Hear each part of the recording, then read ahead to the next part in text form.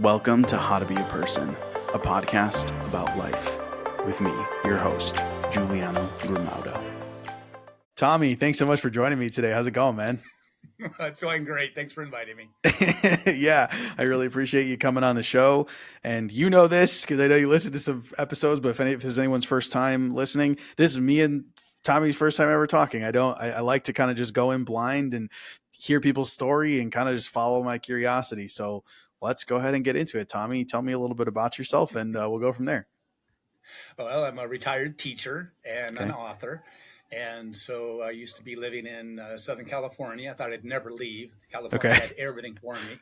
And then about, trying to think about it, about 13 years ago, the wife said, get out and take the dog with you. So I became homeless and on purpose. And I took a vow of poverty for 10 years. Really? Whoa, 10 years. 10 years vow of poverty. I don't have it now, but I was never poor. Well, if you just want to hear a little bit of background, I was born and raised in Southern California, and I was quite an entrepreneur. At 7, I had baked some cake and Kool-Aid, made some Kool-Aid. And in my Saturday morning garage, I had opened up a little shop. Okay. And my friends would come over. They didn't have any money. So I said, you go get me 3 paying customers and I'll give you a slice of cake or a drink of Kool-Aid. So I had salespeople running around. Smart. Customers. And then at about 13, I became a scuba diver. And I was in the pool of the dive shop, and we were near Hollywood. So they got a call looking for a couple of extras. So my friend and I were actually in a movie when we were 14. And so at the science class, I remember having a big reel showing the kids, hey, that's me. And the other guy, that's me. And you can't tell because you're just scuba diving. And then at 15, I was actually a diver. I was working full time. I had a motorcycle. I had saved up my money and bought a motorcycle. And I had a license to drive the motorcycle, but I had to drive it to high school to learn how to drive a car. I didn't have a car license, but I had a motorcycle license. So funny. I was working that summer at Ship Shape Divers in Dana Point, and I worked just scraping barnacles off the boats and stuff like that. Okay. And I was making about $165 a week, and my friends at McDonald's were making about $30. Yep. Yep. Dramatic difference. So then, I had taken classes. I was pretty smart in mathematics, so I had taken some summer classes, and I had enough credits to graduate early.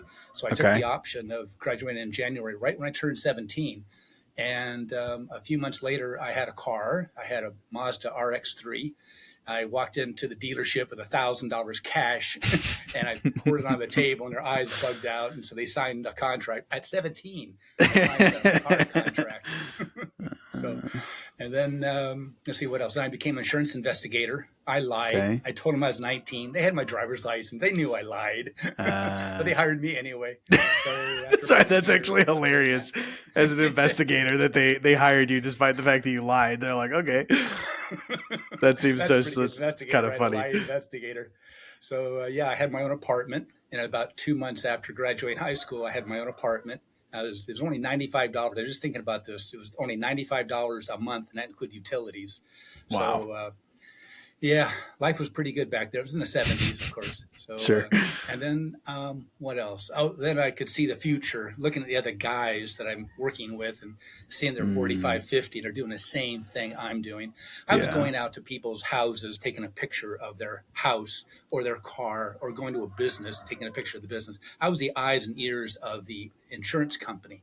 So when people applied for insurance or they renewed, I was the one to go out and do a little interview, test them out, see if they're lying and stuff, and write down information and stuff about it. That's pretty simple, but I could see no future in that. So my dad was a certified public accountant. So I went, hey, I'll make some money. I'll take over my dad's practice. So I went to college had a double major of abnormal psychology and accounting.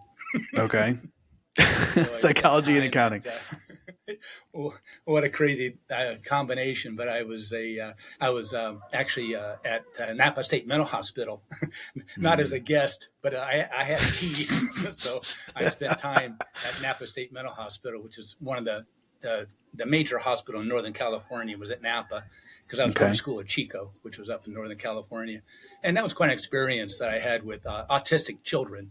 And back then we had 5. In now it's like 1 out of 12. In California, it's now 1 out of 12 boys are now autistic. So Really? we're done a real good number on. That's why I think they've been poisoning the body. Just each generation, more and more poison. The body can't handle it, and it goes Interesting. autistic. Yeah. And a lot of times they'll go autistic at about 12 sometimes. So you never know what's going to happen. So, yep. So then, gosh, had a life and a wife. And then before the wife, I had become a commercial diver. I went to Louisiana in the 80s, early 80s, and worked in the oil field, the Gulf of America, I can call it now. Yeah, exactly. I worked on a pipeline barge. I was a diver and a diver tender. So it was just hours. It was 12 hours on, 12 hours off. And sometimes we were out there 3 and 4 weeks in a row. So it was quite an adventure, made a lot of money. And then I came back and became a manicurist. What? What do you mean? Yeah, a friend of mine, girlfriend, she was interested in being a manicurist. So I took her to a manicuring school.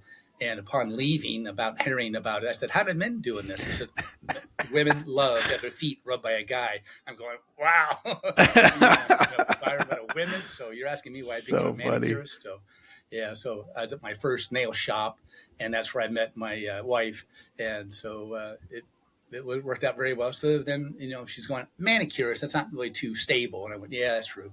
So what could I do? So I started writing a book. And then I developed some furniture for the beauty industry, and then had my own business. And that led me into 2004 to an infomercial contract that I had. And so we were test marketed. I was test marketed for about 6 months. So I had to be on a radio, kind of like doing these little interviews about the health and healing book I had written. And I ran up about $85,000 of credit card debt. And then what happened is one of the talents, he got in trouble. Oh, he'll remain no name right now, but he wrote a book on weight loss, and he lied.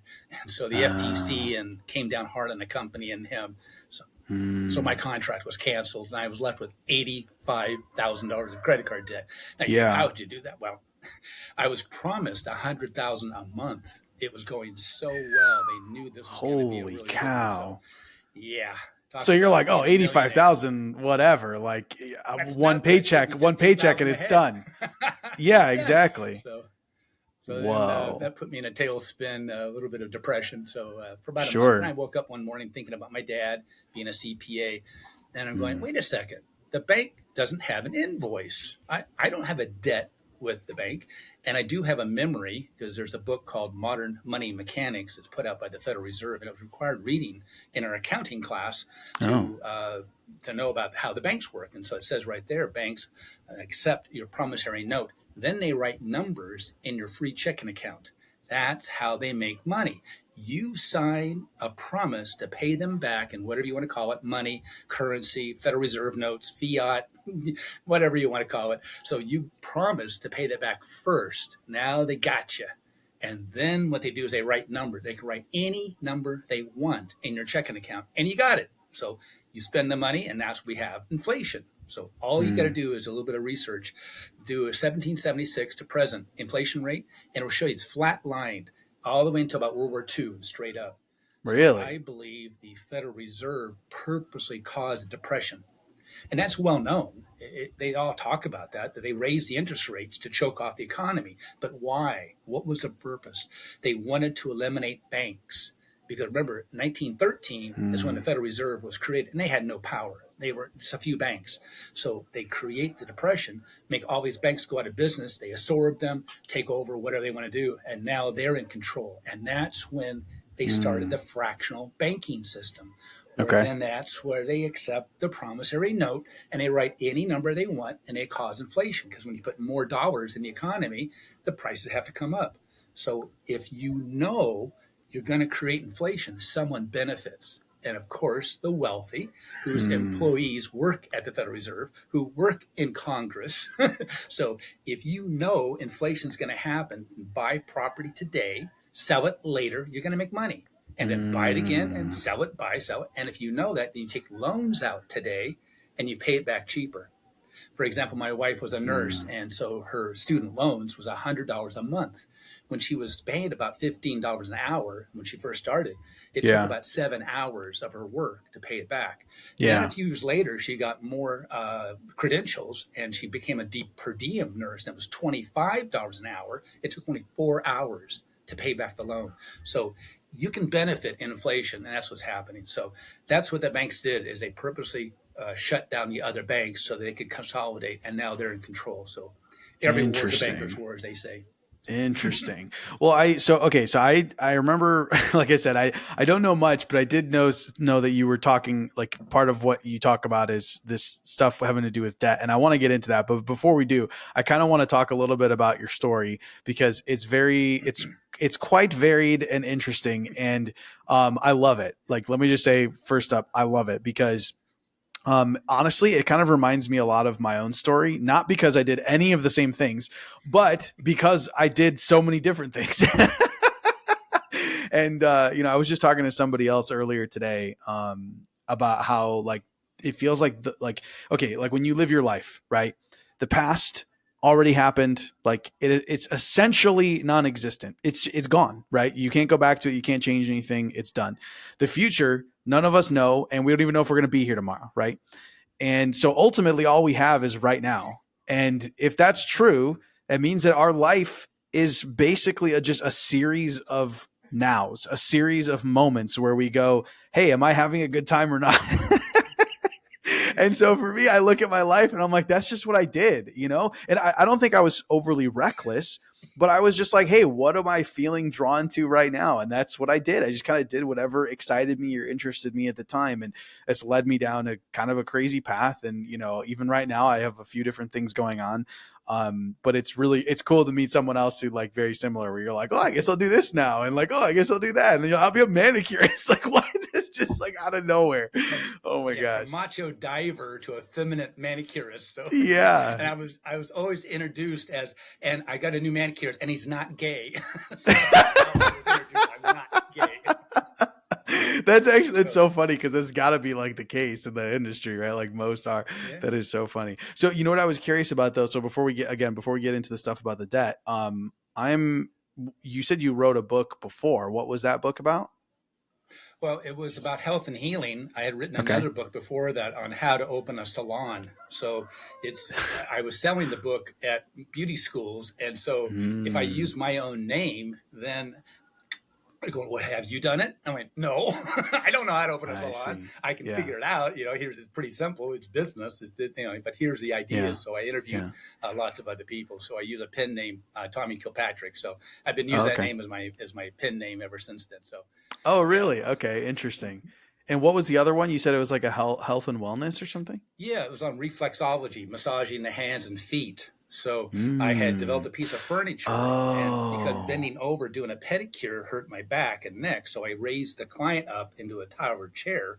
Now what? Their feet are hanging in the air, so I built a little table, and then I had a little bucket to put their feet in to get wash the feet and stuff. A little shelf up on top so they could put their feet there.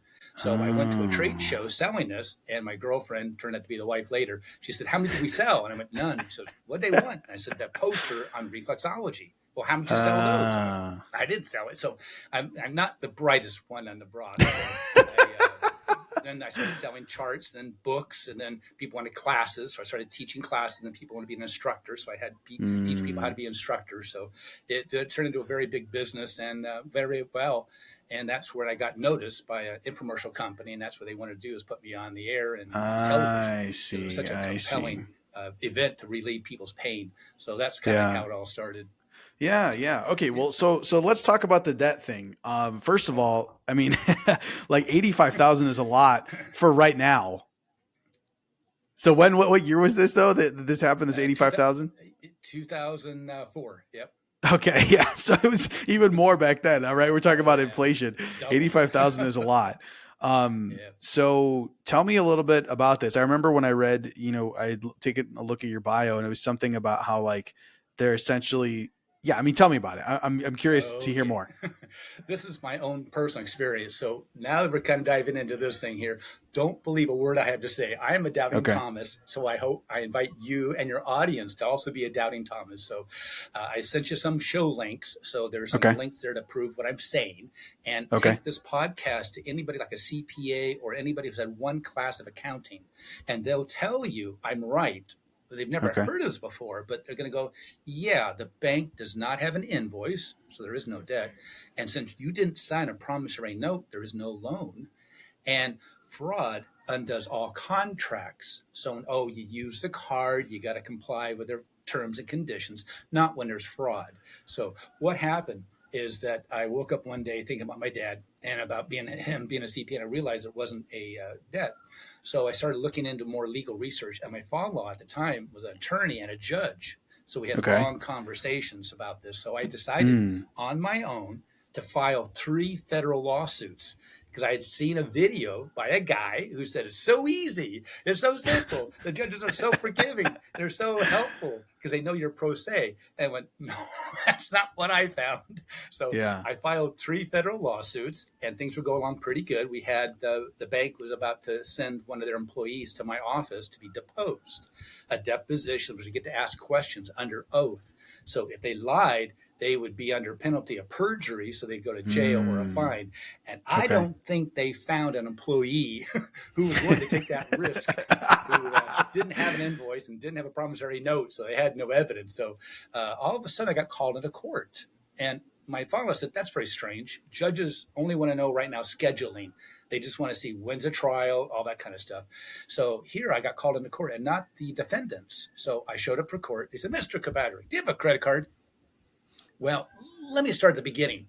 We'll start at the beginning a little later. Do you have a credit card? Well, it'll start off as a gift card. A gift card? Pull your card out. I pull my card out of the wallet. Read what it says right there. Credit card. You're an idiot. Get out of here. So he dismissed all 3 cases right then and there. Wow. So back to, oh my God, here I'm going to get sued. What do I have? They're going to take everything away from me. And so that's kind of like the beginnings of my thinking of, why do I have all these possessions? They're just going to take it away from me. So maybe that vow of poverty, because I'd never been poor. I wanted to feel what it was like to be hungry at night and not have a place to stay. So I was never dirty. I was never a drug addict. I never took on any charity. I didn't take people's gifts. I had to do something for them. So, but that's what I wanted. I wanted to experience that. So back to the story. So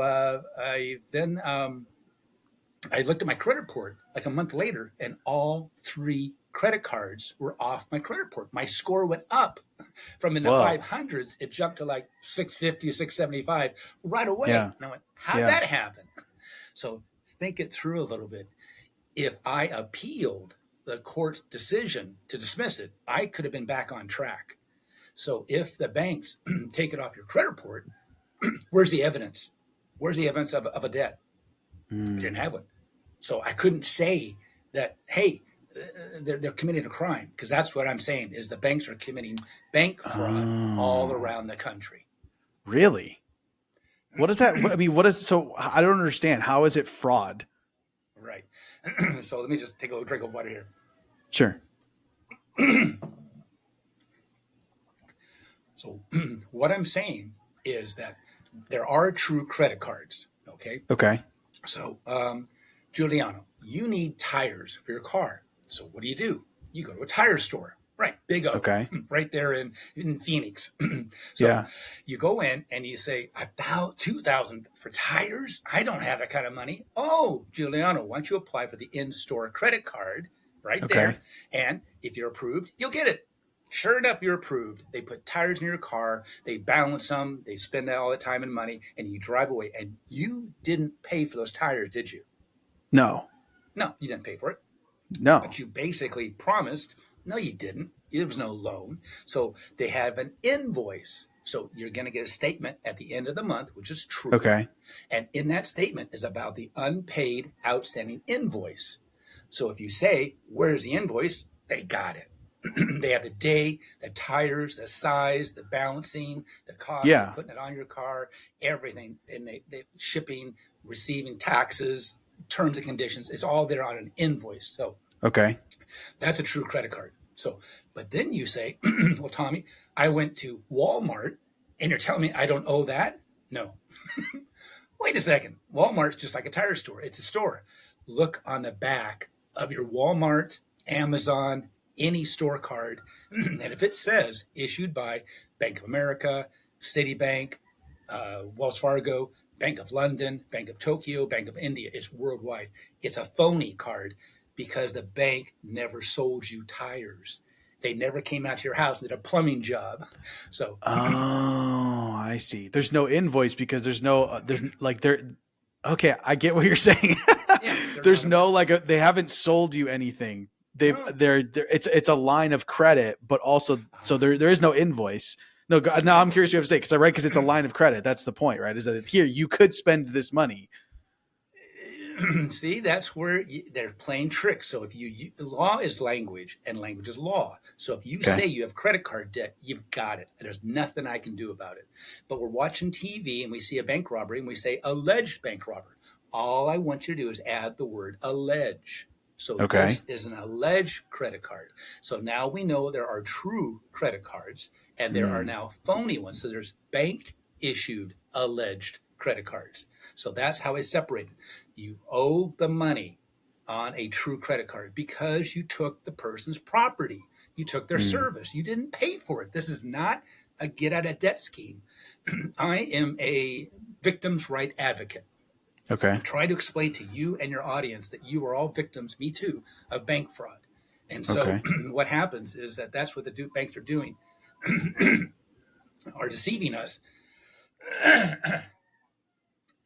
What the bank's doing are deceiving us into believing that we actually have a debt when we really don't. Think back about 100 years ago. You're there in Phoenix. You walk into the general store and you say, hey, Charlie, can I get 5 pounds of flour and a pound of sugar? Oh, sure. Giuliano, your crops are coming in, what, 2 weeks, 3 weeks? Yeah, I know. You'll pay me then. So he has invoices, right? What do you say? Hey, Charlie, can I borrow $10,000? What am I, a bank? I don't have that kind of money. I have nothing. I have your promise to pay. I have all these invoices. I got to pay other people. So all I got is bills. So that's what it's all about. So you go to a bank for a loan. So the bank could never have issued a credit card. They never could have issued you credit. That's where they twist the words into saying a line of credit. So once we established the bank could never have issued a credit card, what did they do? They're in the business of loans. Okay. So, Giuliano, let me ask you a question. You apply for a bank loan and they turn you down. Do you still get the loan? No. That's silly. No. To even ask that question. It's exactly. It's important to lay that foundation because, like an attorney, we assume nothing. We start with a foundation. Okay. So if you are approved, then you go into the bank and you fill out loan documents. You remember that. And you have to prove that you have an income. Because how are you going to pay this loan back without income? Think about this. The bank is brought into court and the judge says, you're loaning money to people who don't even have an income? That's predatory, right? So you have to prove you have an income. You also have to have collateral. Because if you don't pay, how is the bank going to get the money back? You put up your house, you put up your car, or if you have a personal loan, you put up your yacht. You put up something that they can legally take away from you. Think about that. We've watched those TV shows about repo. And the people call the police up. Someone's stealing my car. Really? What is it? Oh, it's repossessing. Tough. We're not coming out, lady. We're going to come out to protect him against you craziness. But no, that's legal. They can take it away from you. It's not theft. And they can sell it. And if they come up short, well, that's their problem. If they come up long, they got to pay you back the extra money. Okay. So that's how they get it. So, and then you have to have a credit report to show some history. Your credit score determines your interest rate. And the last thing you sign is a promise to pay it back. That's called a promissory note. So you say, oh, I applied. I know that's a request. It's not a contract. Oh, it's a contract. No, it's not. It's a promise to pay him back. No, it's not. It's not terms and conditions. No, it's not. You apply, and that means a request begging, please give me money. No, well, you don't get it. So it's not a promissory note. It's not a contract. because that's what it is. It's an application. So you applied. Okay. Sometimes the cards came in the mail and you didn't even apply, right? So pre-approved, you go spend it. So what I say is that's a gift card. Now, remember, I was in court and I said, do you have a credit card? Well, it started off as a gift card. I was never able to just lay the foundation down for my primary premise, my old fact. Okay. So you're given a gift card. What? Okay. Think about this. Years ago, the banks had purchased toasters and wall clocks and had them in the bank. Your mom walked into the bank and they said, oh, if you apply for an account today, we'll give you a wall clock. She says, if I apply for a second one, do I get a toaster? Of course. So dad comes home from work and says, a new toaster, a new wall clock. How'd we get this? The bank gave it. Bank gave it to you. Why would they give it? To open an account? What would it cost you? Nothing. Okay. So there's an ad in the paper. It said, if you come into our bank and deposit $25, we'll match it in 90 days. So what did I do? I went into the bank, deposited $25 in my savings account, waited 91 days, went into the account, went into the bank, took out 25 of my money, 25 of the bank's money. So I walked out with $50 and closed the account. Now, let me ask you a question. Did I steal $25 from the bank? No, you followed their, like the exact terms that they gave you. Like you followed exactly what they said. Was that immoral, what I did? Some people That's a say good question. Some people say no. Morality. That's tough. I feel like if you're following the rules that they've outlined, no, I don't think it's immoral. I probably wouldn't do it, but also I don't think it's immoral. It's no, you're following their rules. If they wanted me to keep it in there longer, they should have made that the rule. Make it longer or work a different deal, right? So in the show notes, link number 4 is a guy on YouTube that says, do that. And I've made $361. So he's promoting the whole thing of finding these banks, match it, and then take the money because it's not immoral. I don't think it's immoral. It's what the bank said. Now, they hoped that I was going to be a customer, but it's just the cost of doing business, right? It's the same thing when you apply for a credit card from Capital One and they give you a $500 give. Remember that word? They give you a $500 credit card. You didn't buy it. You didn't borrow it. Think it through. We say the word gave. So if I give you something, Giuliano, isn't that a gift? If you don't promise to pay it back, isn't that a gift? You're not wrong. It's funny because when you said that about applying, it's so true. Like you apply, but you never give your signature. You never sign anything. It's not like you get approved and then they go, okay, cool. So sign this piece of paper and then we'll send it to you. Like they literally go, you're approved. It'll be in your mailbox in the next 3 to 5 days or whatever. There's no official process. They say you're approved and then they just give it to you. Hey, it's Giuliano. I'm just popping in here to say how much I appreciate you being here listening and that I hope you're enjoying the show.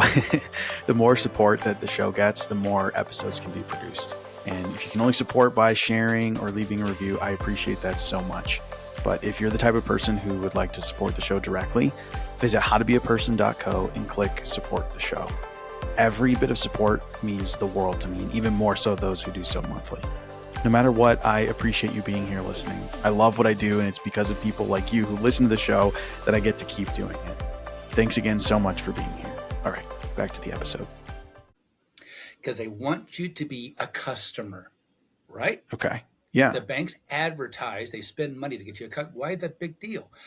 Look it up yourself. I did 2 months ago. What does the average person pay on a credit card fee? And it's $23.04. Okay. So if Bank of America, we're just going to pick on them, if Bank of America has 1 million card holders, they're bringing in $23 million a month, which I've calculated to be 1/4 of their profits. So 1/4 of the bank's profits is based on a scam. You are being scammed because you are paying annual fee, interest on your own money. We'll get into that in a second, but late fees and overdraft fees and cash advance fees and stuff for a free checking account. What? Okay.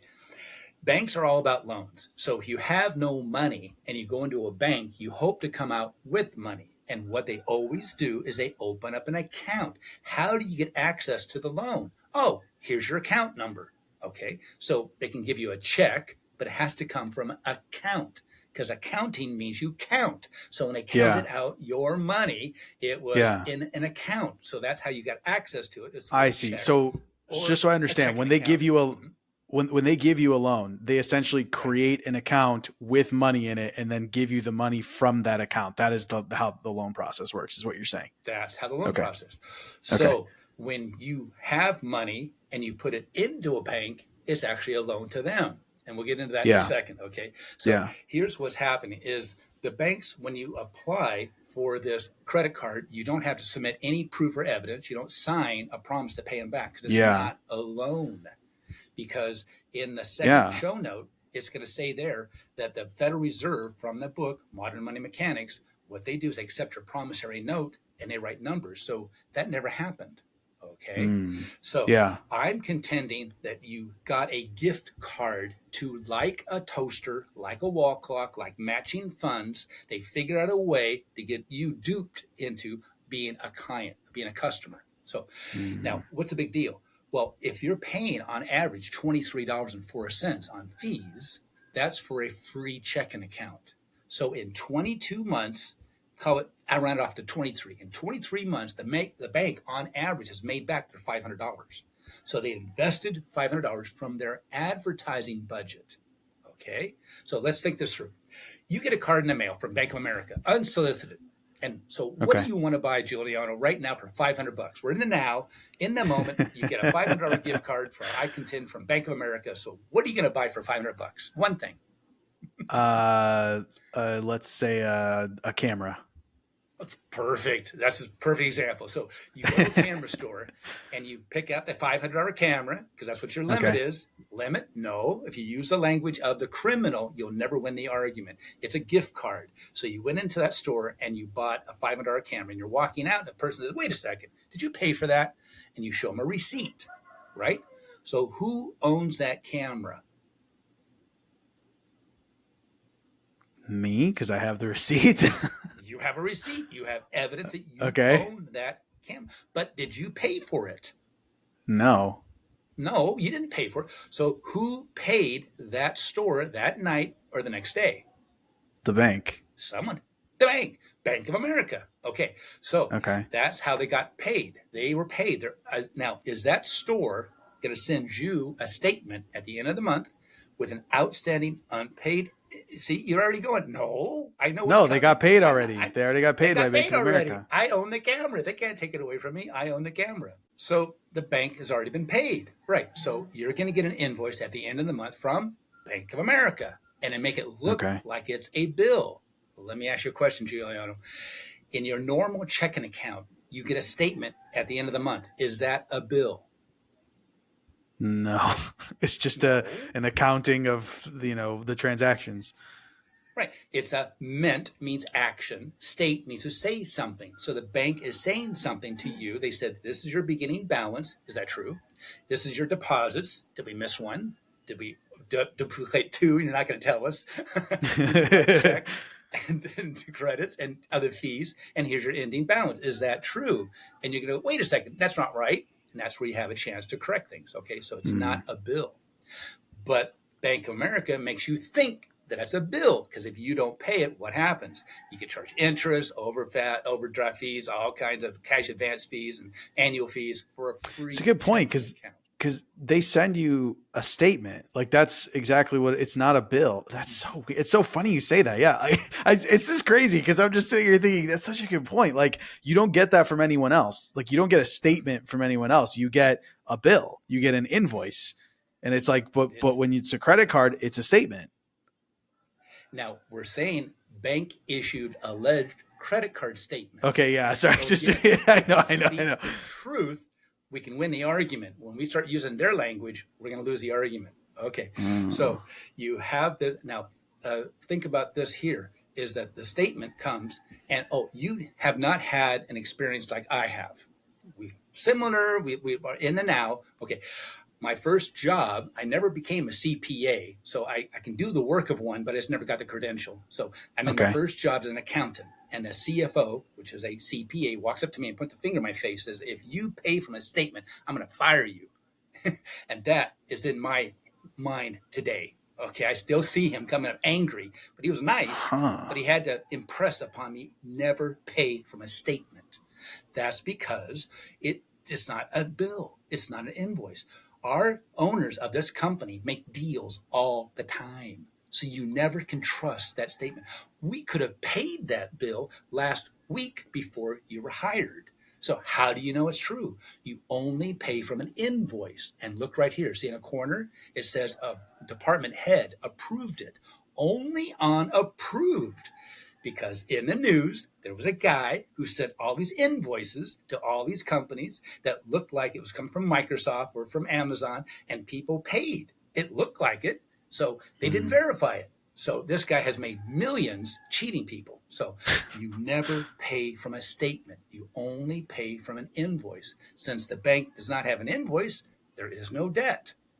But then you say, oh, it's a loan. Okay, then we have to go that direction. So what they did is you didn't sign a promissory note for this credit card, right? No. You didn't approve any. You didn't give them any collateral, and because No. and then you never have no proof of income, no nothing. Yeah, there's guys on YouTube that say, do this, make up any income you want. Here's the best way. Say it this way. And you want to go for a credit card from a airline because they'll give you more money. So make it sound like you're an executive, like you'll be traveling a lot. So make yourself all that stuff. And they don't check. Well, they might if it's $1 million thing, but the lower ones are not going to check. So you're going to get 50,000, 100,000 of credit card debt. And you could have 10 of them. You could have $500,000. You could have $500,000 tomorrow if you work this right. So for most people, I find the money.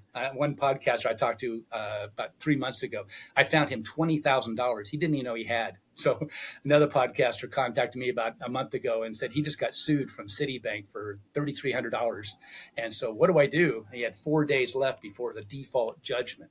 So this is how it works. It's always an automatic thing. Everybody knows you owe the money. So it's okay. Let me ask you a question. Is it possible you, your audience, and me too have been lied to, indoctrinated, and brainwashed?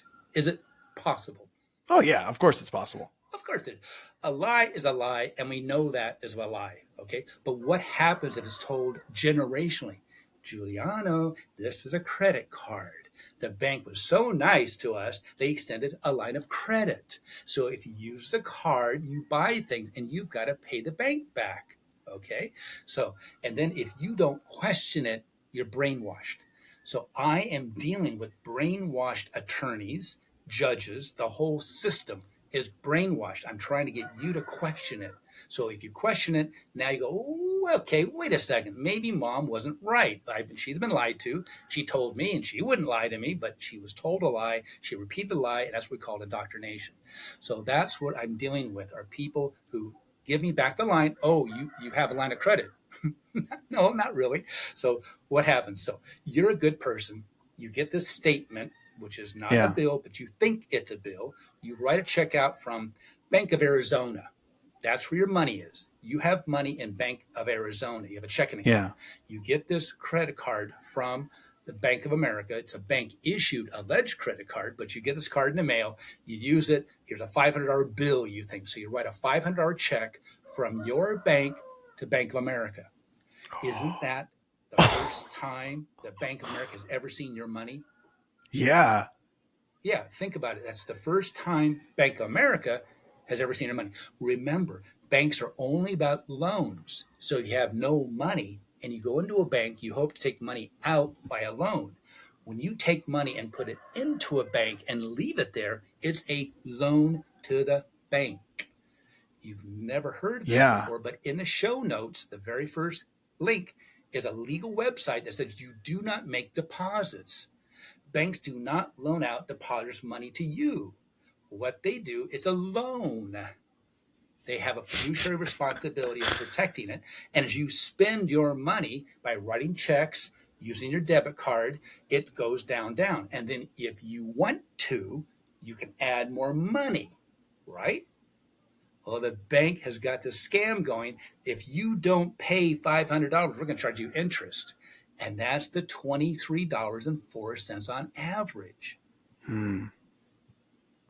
So every purchase you've made since then has been with your own money.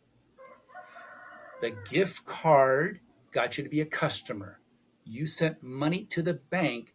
That gift card now turns into a debit card, even though it says Ah, credit card on it. I And that's see. where the judge said, "What's on the card? Credit card. You're an idiot. Get out of here."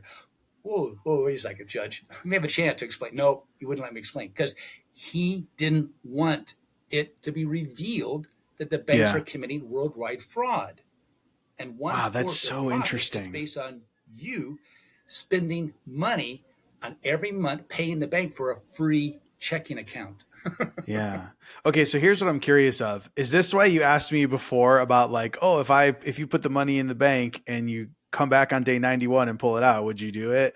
Is that why you're asking me? Because it feels like this is a technicality. Like it feels like, hey, it's a technicality. We all know like what a credit card is, like what we assume it is, right? Based on okay, hey, we give you this credit card. If you don't pay us back, we'll charge you interest. Like everything we assume about credit cards. Okay, like I can look at it and understand. Okay, I get like I understand everything you're saying, and it makes so much sense. And I'm like, wow, how has nobody ever thought about it like this I know. before? Okay, so I get it, it makes sense, but it's also like, well, so like I'm just supposed to walk away for like if you have $10,000 on it that you spent on a credit, are you? That's what I mean. Is that why you asked me before? You're like, well, hey, but you said if you got the interest, you'd walk away after 91. That's what you're saying essentially. It's like, hey, it's the same thing. Yes and no. Okay. If you don't have a debt, why would you want to pay the bank? Yeah, exactly. So Exactly. you are a victim. So we also call it a Stockholm syndrome, where you identify with your abuser. And this happens Mm, like the immoral thing. That's why I had to ask you, is it immoral for interesting. me to take Interesting. advantage of the bank? The bank is taking advantage of me. The bank is a I criminal. see. I am a crime victim. So, how do I get out of debt? No, that's not the Hmm. question. How do I get out of being a victim of a crime? Right. Because you don't owe them any money. You took your own money and gave it to Bank of America, we use that example. And they have a fiduciary responsibility of holding it and keeping it for you, protecting it. And when you spend it, they lower it down and they don't have as much a liability. It's a liability on the bank books. So a Mm. CPA will tell you I'm right, even though, like you, they've never thought of it and they would never do this. Yeah. Yeah. That's what I love about CPAs. They're so honest, but they won't even Huh. cross that line, even though it's not immoral, but you just can't do it. Okay, so if you want to pay the bank and you have a debt, go to court, pay them. What can I do? But I had a lady who just heard my podcast last week who is now being sued for $12,000 by Yeah. Chase Bank. And so her daughter heard the podcast. She didn't hear everything. She called her mom up and said, "Mom, you got to hear this guy. I think he can solve your problem." So she listened to the whole show, like somebody would listen to your whole show, start off with Yeah. total disbelief, add the word allege. Now they're not brainwashed. Now, like you, we go through the logic and where am I wrong? If I'm wrong with my facts, point them out. Am I wrong about the procedure? Well, no, you don't like the conclusion. Okay, Yeah. the banks are ripping you off. So do you get to rip them off? Yeah. So that's where, so I can help people who are even just like, oh, I get it. I don't want to go Yeah. down the path. Okay, I'm paying. One podcatcher told me he's paying $800 a year on a bank issued credit card annual fee. Eight hundred Whoa. dollars on a free checking account. So then you're going to say, well, if you do this, you're never going to get a credit card. Well, remember me. I was off grid for 10 years. I was living on Yeah. farms. I was doing my thing. And all of a sudden I found myself on the outside world coming to the Philippines because here I'm to teach farmers how to build dome houses with bamboo. So free housing and Okay. also vertical gardening because we just had I'm Mm. in the province, which means the countryside, and the dam just released its water and didn't tell anybody. And now my Mm. family, one step back, has lost their crops because they weren't notified to go pick. Whoa. So it's all underwater. They've lost their crops. They lost their money. So it's really devastating. And all they do is open up the floodgates because they had too much water coming. So I'm teaching them vertical gardening. how to produce all this food and more in a smaller footprint and in a Okay. greenhouse built with free bamboo. So free housing, free thing. Well, you got to pay for the cover. It's not going to be much. And we can do it naturally. There's Yeah. palm fronds. They've been doing it for 10,000 years here. So Yeah, I know exactly. how to cover a house. I'm just have the Yeah. idea that you can cut these sticks and drill a hole in it. And when it comes to the job site, there's no tools. Zip ties. Zip ties puts together the whole dome, and we put together a 8-meter, 25-foot dome in 4 hours. One person can take the sticks and slowly build it, and you need a ladder just to do the last part, but that's all you need. And one person can do this in 4 hours. 4 people can do this in less than an hour. You get 8 people, you got a house up. So it's raining, your house just got washed away. What are you going to do? Build the house and you have your kit right there. So the whole idea is when I leave the farmer after teaching this, they can actually have a business, because now all they need is access to the internet, and there's one site that texts in the height or the width, and they can do it in a tunnel or in a dome, and it tells them all the sticks to cut the right size, and all they do is drill a hole. And they have zip ties everywhere. So zip ties are cheap everywhere. So they could actually then have a business. So that's what I'm here in the Philippines for. And I wrote the book on Forgive and Forget, How to Nuke Your Credit Card Debt to finance what I'm doing here. So that's the purpose. So I knew I was coming to the Philippines. I had to have a credit card, right? So how am I going to get an airline ticket? How am I going to rent a car? They don't do it with a debit card. You got to have a credit card, right? So I applied for Capital One. Oh, you really do? I didn't think about that. You need a credit card to do that. They got you. And you got to have a credit score to get a job. You got to have a credit score to get an apartment. Okay, so here I am with no score and no credit report. Nothing. It's completely clean. Because remember, I'm off grid for 10 years. So how did I get? And they gave me, that's the important word, Capital One gave me a $500 credit card because I was a previous customer. The one I sued for $35,000 back in 2004. So I'm trying to tell you, I can take you out of this situation, whatever point you're at, bring you back in and get you another credit card, but now with knowledge. So you know the scam, you know you're dealing with a criminal and you're taking a risk, but you have to have a credit card. So once I got the credit card, my score went from 0 to 525. I went to a small credit union and got a little loan, and it paid every month automatically out of my bank. So I'm never late. And so that jumped me to 625. I paid $50 on the credit card every month and paid it off early, never late. And I never ever going to pay a fee to them ever. I'm going to be one of the 12% of the people who never pay a fee. So that's what you want to do. And so my score now is over 700, and I want to get it to 800 to prove to you I can go back and get $500,000 of credit. Well, maybe it's a gift. Usually. Well, so let me just tell you in the story. So after my example with the banks and my credit report was clean, a friend of mine gave me her charity called Lighthouse of Hope. It was dormant, wasn't active. So I turned into credit repair, and some of the people coming in had this bank issued alleged credit card. I would write a letter to the bank, ask them to close the account and show it as in good standing, and they would. So that's how I got rid of their debt. How can you get rid of debt? I write a letter. It's that easy? Yes. What? It's not that.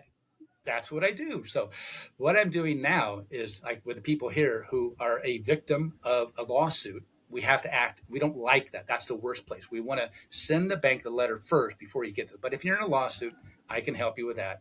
And then the other one is, even if you have a judgment against you, they're taking money out of your account because of an old credit card, I can help you pay that off. So there is a way of doing this. So just contact me with that, and I'll tell you how to do it. So, so what we're doing is so I kind of lost the train of my thought.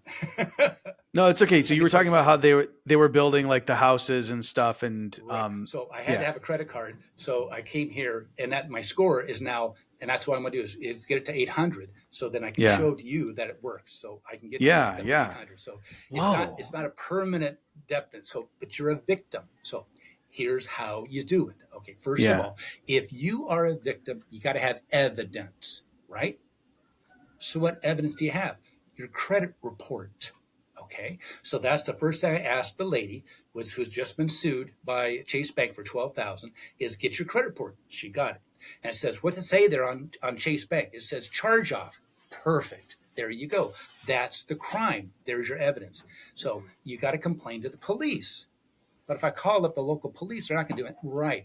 But there are police that oversee the banks, Comptroller of the Currency, the Federal Reserve. There's other agencies. There's also the Attorney General. So I had her complain. Well, the government shut down, worked for the Federal Reserve, but didn't work for the other, because Federal Reserve is not part of the government. You know, they make it sound like that Federal Express is not part of the government. So that's what they fool you.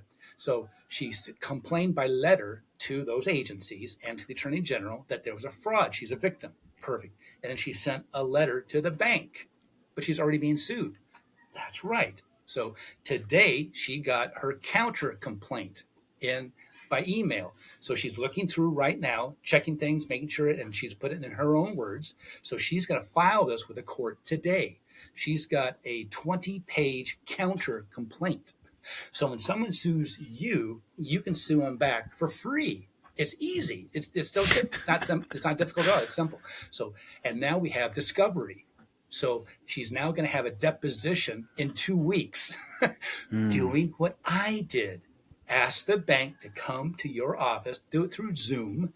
So we do it through Zoom. And where's the evidence? You got to bring the outstanding unpaid invoice and a copy of the promissory note. And so they're not going to be able to do that. So that's what, and then discovery. Interesting. They're going to look at this. It's about 50 pages. Once the attorney sees this, they're going to go to the boss. It's going to run me 40 hours at 500. It's $20,000. It's going to cost us $20,000 to sue her for 12. And she's not turning under. She's resisting. So if this comes out in court that the banks had committed fraud, they got to deal with it. So what I expect is for them to dismiss the case. That's why I've told her all along, we want it dismissed with prejudice so they can never come back for you again. They're never going to issue a 1099-C. Let me explain that very quickly. A 1099-C is when you borrow $100,000 from the bank and you don't pay them back. They notify the IRS that you got $100,000 and you got to pay $35,000, $45,000 in taxes. They also get to take a tax deduction because there's your evidence of a loan loss. So that's their loss by sending you. But they never sent me a 1099-C because in my pleading, I said, if you do that, I'm going to file a 3949A. With the dad being a CPA, I have the IRS as part of my DNA. So a 3949A is a form you fill out to notify the IRS of a fraudulent filing. So if the bank does that, I'm going to file a 3949A and say they've committed tax fraud. They don't want that to happen. So that's why they dismiss the case. Because there's no loan. So they can't write off a loan loss because there is no loan in the first place. But they're doing that every time they go to court. They're not paying taxes. So this is crazy. They get you to put money in their bank. They get you to think that they've loaned you money when they haven't. You've spent your own money, and then they get you to think you got to fill your checking account back up. There's not $1.3 trillion of credit card debt. It's not there. What the banks want you to do is fill your checking account back up to $1.3 trillion. That's all they're asking you to do. It's not a debt. So then what I do is that you fill that out, and so they're going to get this injunction. So not only discovery, there's an injunction. So in the beginning, people didn't know what I was talking about, but now everybody knows what I'm talking about. Trump does one thing. What do they do? Run to court, file injunction, and stops everything, right? Well, that's what we want to do this before the lawsuit, but now she's filing today with the court her counter complaint, which is 22 pages, and a 3-page injunction asking them to stop this harassment because they've committed a crime. And we want the bank to give to the judge a certified copy of the outstanding unpaid invoice, a copy of the certified promissory note, and an affidavit of debt. Someone in the bank has to swear out on a Bible, on a penalty of perjury, that they actually have the evidence of a debt that you owe. And if they can't do that in 30 days, they're going to be in contempt of court. And it stops everything. So you are a crime victim. You're a crime victim with the evidence of your credit report. You file complaints with the government agencies that oversee them. Now you have evidence. And so we send a letter to the bank, ask them to not take it off your credit report because that shows history. We want history for your score to be high. We want them to say closed by consumer in good standing. And now be no 1099-C and leave me alone and turn right around and I'll help you reapply for a credit card and you'll be fine with this knowledge that you're running a risk. So when they say they've lowered your credit limit down, no, they haven't. They've stolen money out of your free checking account. Oh, they closed my account today. No, they stole all of the money. So when I work with my best client would be I didn't think about it like that. Yeah. So my best customer would be a company that has, let's say, $500,000 of alleged corporate credit card debt, right? So they're going to sit down with me and their CFO and their attorney, which is usually their vice president. Okay. So they're going to hold a meeting for all the employees and all their board of directors are all maxed out their cards. And they're going to say, first of all, the attorney gets up and say, we are a victim of a bank fraud.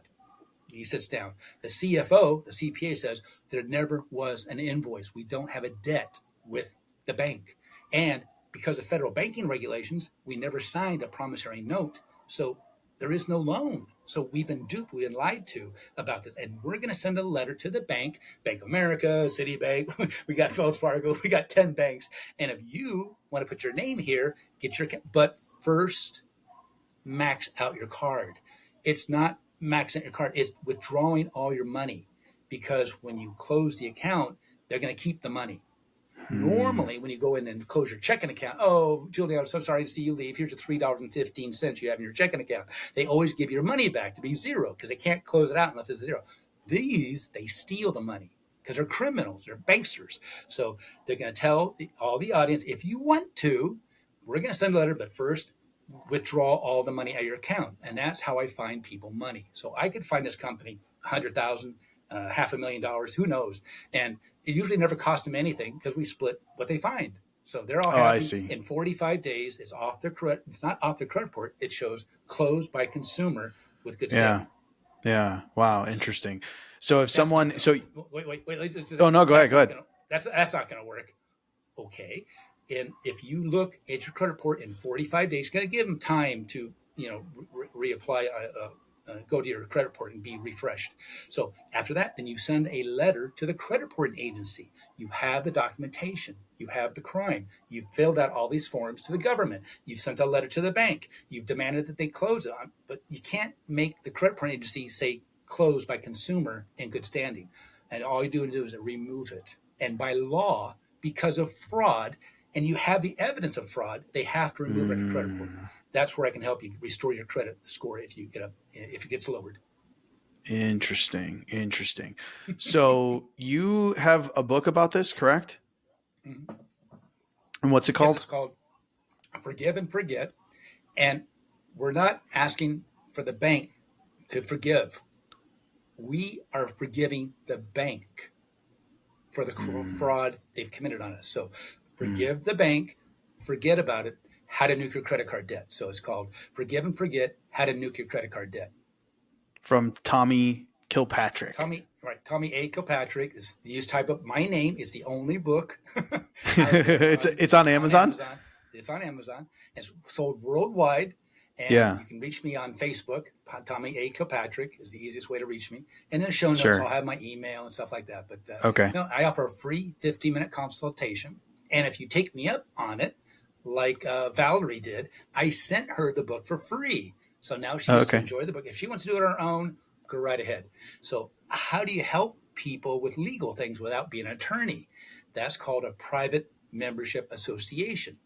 So I have Pro Se Legal Society, which is a private membership. So I'm not talking to the public. I am not representing you in court, even though I could sit next to you. I could talk to you, but I can't stand up and speak for you. Because if you are an infant or an imbecile, that's when you need an attorney. So I don't like attorneys because they turn you under and control you. I love lawyers because you are learned in law. So the whole idea of hiring a lawyer is that they're your employee. They are at your beck and call. Well, you really can't do that. That's illegal. Okay. How about this? Nah, the judge wouldn't go for that. But how? Tell me something. Oh, if we do it this way here, that's what you're hiring a lawyer for, who knows the law, to help you out. So you're in charge of a lawyer. You're not in charge of an attorney. Interesting. Interesting. Tommy, I really appreciate you coming on. I feel like you're like everything it's exactly what you said before. All of it makes sense. And like you lay it out step by step and you're like, oh yeah, this is crazy. But I'm definitely, I want to read your book too, because I want to, I mean, I have to like let it like marinate. You know what I mean? It's just so much, but it's I think it's kind of cool, and I'm hoping that somebody listening also, like, if they can benefit from it, will take advantage as well. Yeah, I really appreciate you coming on the show and sharing all this, and this has definitely been one of the most like interesting, like insightful, I guess. Just something, yeah. Like I said, my mind is kind of blown right now. And I think what you were saying before was kind of what was going through my head, where it's like, oh, like it because what you said was that we are essentially like the victims of this. It's like, it is a scam, but like we've all been like sold on the scam, and so we just pretend like it's it's a thing. It's really interesting. I think my like part of my hang up with it is that I did get the stuff, right? Like, let's say let's say I went ahead and spent up the credit card. Like, I got all of those things. I spent that money. And so it's normal to feel like, oh, I should owe that back. But I also understand what you were saying about like, okay, yeah, but like if you went into a bank and they said, hey, we're going to give you this if you keep it in there for 90 days, like, yeah, that's what you're doing. And essentially, like, they never made you, there's no loan.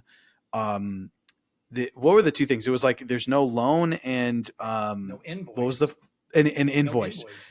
And you're like, oh, like I get what you're saying. I get it. And it makes sense what you said about like, if there's no loan and there's no invoice, that means when you're giving the bank money, you're making a deposit.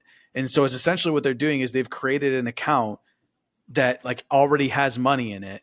And that's what you're doing when you're spending the credit card, is spending the money in that account that they created for you. And as soon as you pay them back, your own money, you are spending your own money is the important thing in the beginning. Why is it so? Well, why is it my money when if they're the ones that put it in there? In the beginning, they put $500 into a checking account that didn't have a name to it. Okay, so they sent you this gift card so that when you spend it at that store for your camera, the camera store ran a card through. They got $500 from this account that didn't have a name on it. Okay. So they got paid. Now they send you a statement making you think it's a bill, and you write out a check. And once that check was deposited in that account that was zero, it now has $500. Who put the $500 in there? So I did, but what I'm wondering about is the initial. Like, the initial it's their money, correct? The initial is a gift. And where did the money come from to pay the camera store? It came from their advertising budget. Because in the show link, number one, it says they do not take the potter's money and loan it out to you. Oh, okay. That's pretty interesting. Well, I'm going to have to check out the links myself too and read through it. And I'm definitely going to read your book, and anybody listening should do that as well. Tommy, I really appreciate you for coming on, man. Thank you so much. Well, thank you. See you soon. Thanks for being here. If you enjoyed this episode, please leave a review or share it with someone who'd appreciate it. For everything I have to offer, visit howtobeaperson.co.